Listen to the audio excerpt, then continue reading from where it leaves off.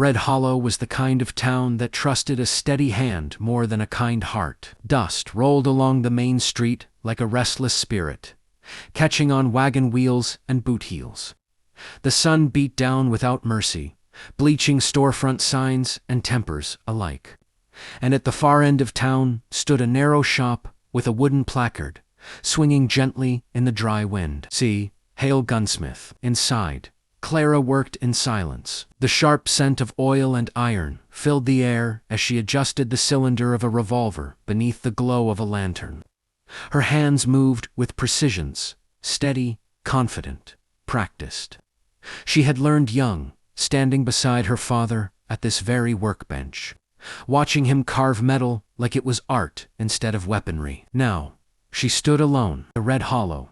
She was Caleb Hale, nephew to the late Thomas Hale, a quiet young man who kept to himself and knew more about steel than conversation. No one questioned it. They saw what they expected to see: cropped hair tucked under a hat, loose shirt hiding curves, a voice kept low and clipped.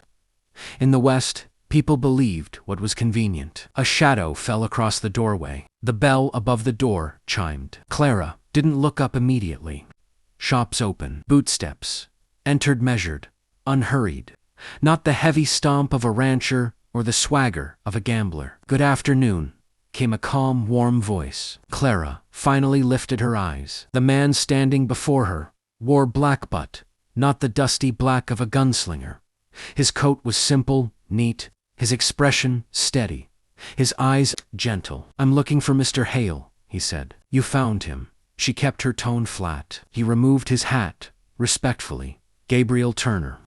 I arrived yesterday. I'll be serving as preacher here." Clara stiffened slightly. A preacher. His gaze drifted around the shop, lingering on polished rifles lining the wall. There was no fear in his face, only quiet disapproval. "I was hoping," Gabriel continued, carefully, "that you might consider helping with repairs on the church. The roof's been leaking since spring. I heard you work with metal." Clara leaned back against the bench. "I work with firearms." "Yes," he said softly.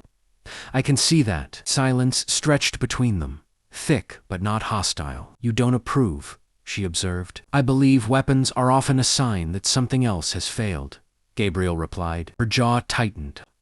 "Out here they're a sign you plan to live another day. If you want to hear the full story, click the title below."